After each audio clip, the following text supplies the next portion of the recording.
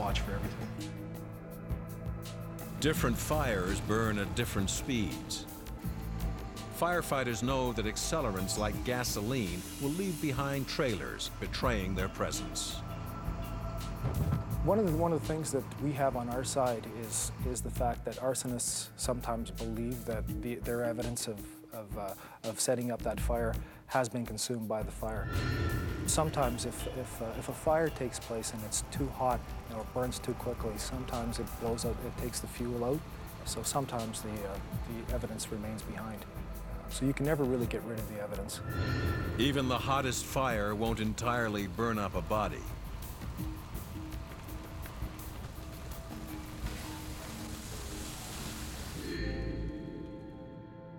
One forensic case I worked on where fire was used to try to hide a murder involved two bodies.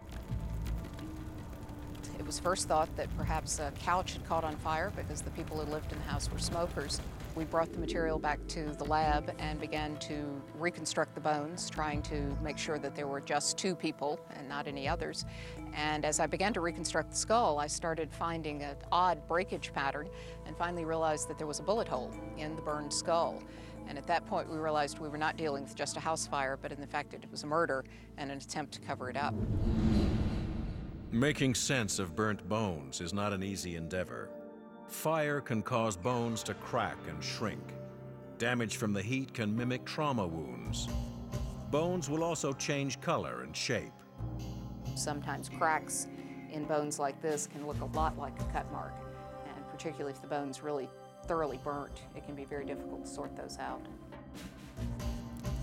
After 4 hours of sustained burning, the pig remains are still identifiable. This is the type of remains you might find in a house fire or a burned car or something like that. While there is calcined bone, there's also a lot of charred soft tissue still. What you've got here is part of the pelvis and then some of the vertebra of one of the cremated pigs. If these were charred human remains, experts could most likely identify the person, the manner of death, and the cause of death. It's unlikely that using fire is a really effective way to completely hide a body. It's impossible to totally destroy it. There will always be bone fragments, and unless crushed into tiny powder grains, some of them will still be identifiable. In addition, the metal that is in our teeth, surgical prosthetics, things like that, will also remain. Once inside the autopsy theater, it's hard to fool the experts. In order to do this job very well, you have to think dirty. You have to say, now, what is the next thing that I would do if I were a criminal, you see? And if you think with that in mind, very often you can pretty much figure out what he is thinking about and what he is failing to think about.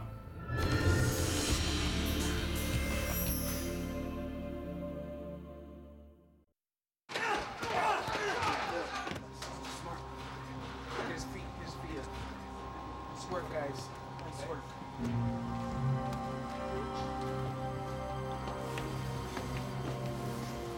One of the most enduring clues at any crime scene is blood. Regardless of how well killers think they've cleaned it up, chances are it will never really go away. With the development of new forensic chemicals, experts can now see evidence invisible to the human eye. Richard Bunting and Dave Wieland are forensic identification experts with the Toronto Police. Glucomalachite green is a chemical process that we use at crime scenes for enhancing and looking for blood that's at crime scenes. We would use it in the sense of a crime scene where there is faint traces of blood or it's hard to see, and we would spray it around trying to find out where that blood has gone, what reaction it has, and it helps us to tell us a little bit more about the scene if we can find the blood.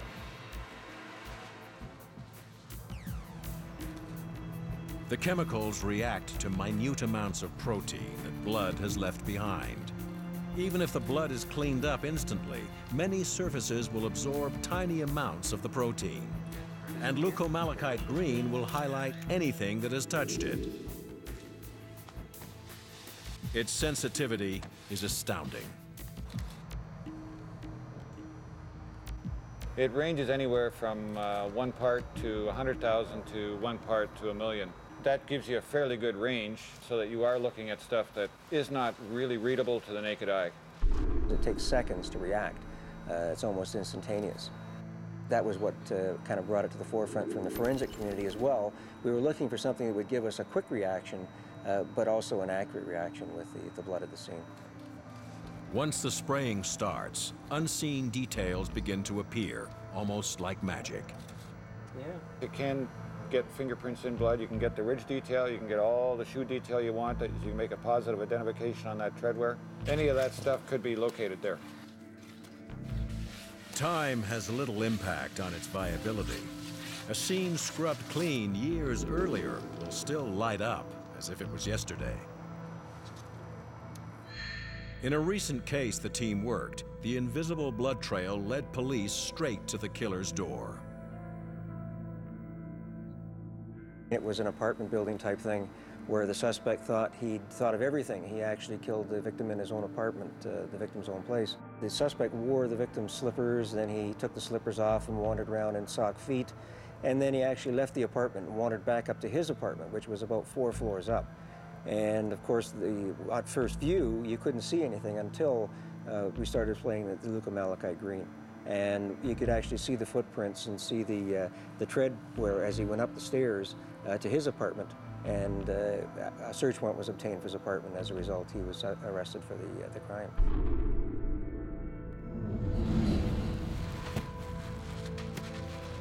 Clues from a crime scene can be found on almost anything. But until recently, some surfaces guarded a killer's secrets. Evidence on plastic and evidence exposed to the elements were often impossible to process. With the advent of VMD, or vacuum metal deposition, that's all changed. Brian Yamashita is a forensic chemist with the Royal Canadian Mounted Police. Fortunately for us, a lot of criminals use plastic to wrap up their victims and try and dispose of incriminating evidence and things like that. So when these things are recovered, we can put them in the vacuum metal deposition chamber and treat them with the metal and many times find fingerprints on the surfaces. But it's also good on things that are old, on things that have been exposed to the elements, and even things that have been treated with other techniques first. The machine works by evaporating 2 thin layers of gold and zinc onto the exhibit. Each application uses about $1 in gold.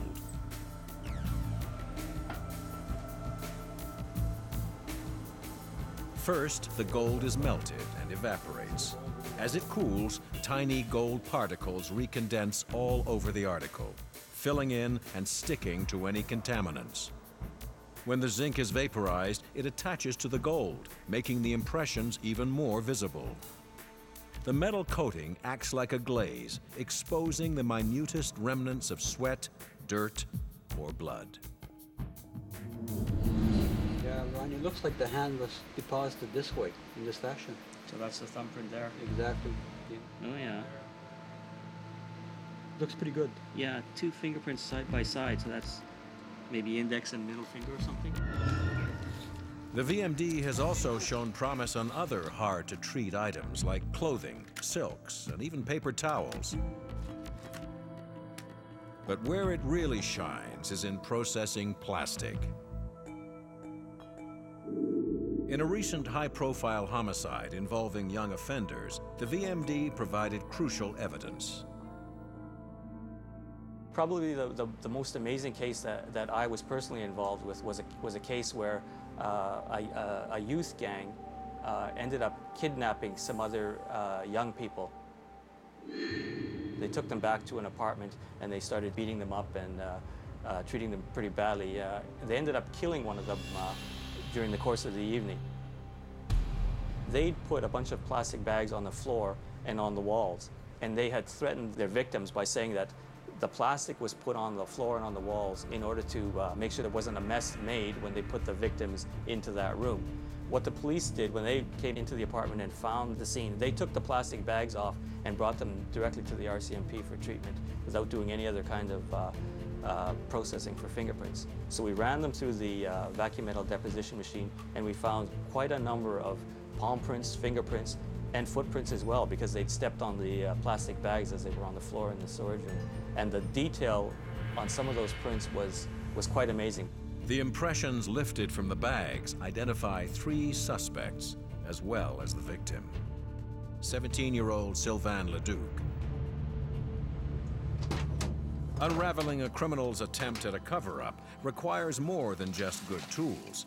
It also requires a sharp mind. I'm the crime scene storyteller. It's my job to go to the scene, have the scene talk to me, give me the explanation of what's happened there. There's little bits and pieces around that are there that can give me the total picture. And then what I do is I put all those bits and pieces together, make up my hypothesis, which is how that crime happened, and it's then my job to go before the court and give that explanation. Man's cunning can do much to camouflage a crime.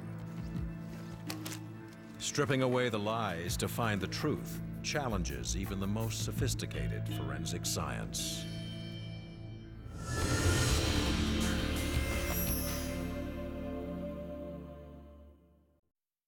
Okay, it's fine.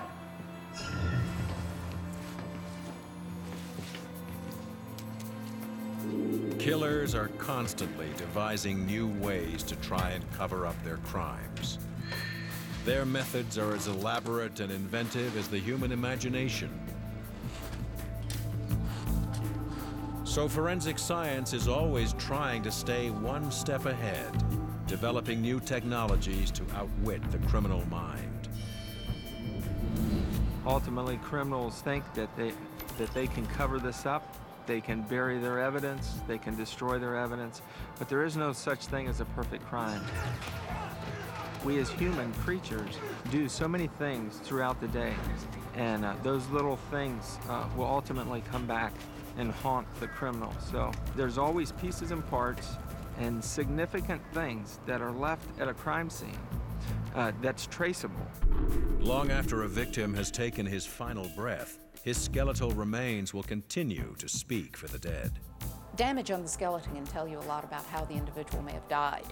What we call perimortem trauma, or injuries to the skeleton around the time of death. There's no evidence of healing, but it's clearly damage that's been done to wet or green bone. And so, in this case, impacts from projectiles, but also cut marks, stab wounds, things like that, will all show up on a skeleton. Inside and out, a body will arm investigators with irrefutable evidence. Evidence about its life and death. The body never lies, you see. The body is the dead talking to the living. See, this is what the body does. When the body is presented in an autopsy, the body is talking to us. So what we have to do is to transfer that information to the stories and whatever is garnered through the investigation to see as to whether that's consistent with what the body tells us, because what the body is telling us is the truth. Yeah, I think the beauty of forensic evidence is it's always there. No matter what the type of crime that happens or how you try to hide it, you still have things you can tell from the body. You still leave that forensic trademark on it that gives us information that we can track it down to you. The trick is for us to find it. Of course, some killers do get away with murder. Some crimes remain unsolved. But a successful cover-up has more to do with luck than anything else. You know, there's a saying down at the homicide squad, the answer's in the box. And that's the box of files that relate to every crime scene and every crime. And the answer's in there. There is no limit to how far killers will go in their attempts to cover up their crimes. But no matter how thorough or inventive the criminal, their luck almost always runs out.